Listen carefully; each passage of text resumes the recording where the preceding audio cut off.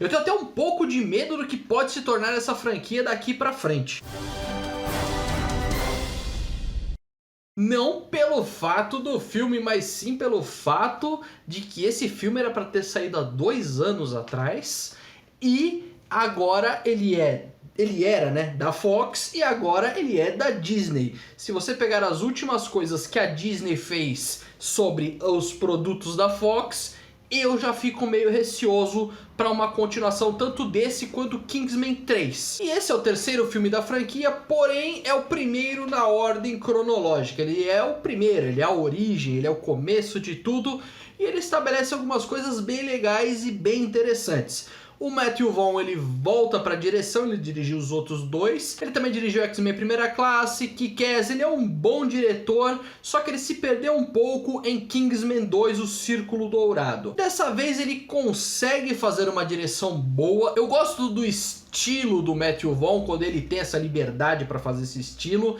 Eu gosto dessas câmeras inusitadas, eu gosto do estilo Kingsman. Ele é muito legal e funciona bem nesse filme também. Ele não é tão bom quanto o primeiro, mas ele é muito melhor do que o segundo filme, com certeza. E foi uma decisão acertada em não continuar a franquia logo agora e voltar para o passado, porque o século XX tem muita coisa a ser explorada em relação a tudo que possa ser para uma agência secreta. Melhor o século XX do que para o futuro. Essa é a minha opinião até o momento em relação a Kingsman, me baseando somente em Kingsman 2, que eu já vi que não é tão, sabe? E a história ela é um pouco mais dramática do que normalmente se espera de Kingsman. Nela nós temos o Conde de Oxford, que acidentalmente perde a esposa dele para uma fatalidade, e agora ele tenta cuidar do filho dele para que nada de ruim aconteça com o filho dele, só que o filho dele quer explorar o mundo. Lembra um pouco o Procurando Nemo. Tudo bem, é uma história levemente batida em alguns pontos, mas não tem problema, funciona bem.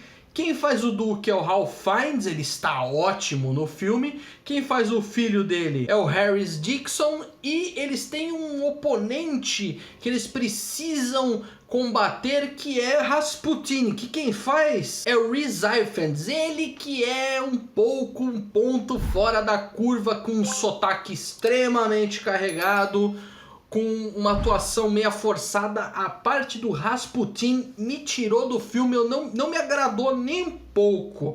Quando eu vi o personagem, ele tinha um potencial. Tá, de acordo com as lendas e com as histórias, o Rasputin ele era meio doidão mesmo.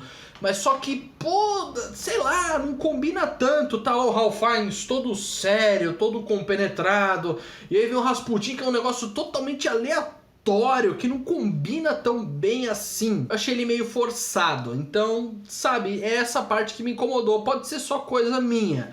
O ideal desse filme seria o quê? Como ele se passa no século XX, começo do século XX, minha opinião é o quê? Que você minimamente dê uma pesquisada sobre a Primeira Guerra Mundial, porque ela é o plano de fundo pro filme. Não que ele seja um filme de guerra, mas ele é um filme sobre a guerra. Ele precisa que você tenha o mínimo de informação, como que estourou a Primeira Guerra, quais são alguns pontos principais, quem era quem na Primeira Guerra. Ajuda bastante, facilita um pouco. Se você já tiver um pouquinho de noção, pouca coisa, não precisa ficar estudando sobre a Primeira Guerra, só um pouco, só uma passada no Wikipedia, eu vou deixar aqui na descrição, para você saber o que aconteceu já ajuda. Eu achei ele um pouquinho longo demais, sabe? Tem várias historiazinhas que ele foi colocando num filme só. O filme é bem recheado, não tem como negar, tem várias coisas acontecendo. As cenas de luta são muito boas, não tão boas quanto o primeiro Kingsman,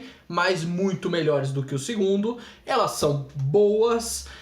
Tem uma história interessante, a premissa é interessante, o pai tentando proteger o filho para ele não entrar na guerra, é interessante. O elenco também ajuda muito, conforme eu falei, isso são só alguns nomes, tem vários nomes interessantes de peso que ajudam a manter esses personagens em alto nível de atuação. Assim como figurinos e cenário, ele é um filme interessante, ele é um passatempo legal de ver. Você não precisa necessariamente ter visto o primeiro e o segundo filme para assistir esse. Ele é algo totalmente independente, o que eu achei ótimo para atrair um público novo que foi perdido no Kingsman 2. Kingsman: A Origem. E você, o que achou do filme? Deixa aqui nos comentários. Obrigado por ter assistido. Não se esqueça de se inscrever no canal. Tchau, tchau e até a próxima.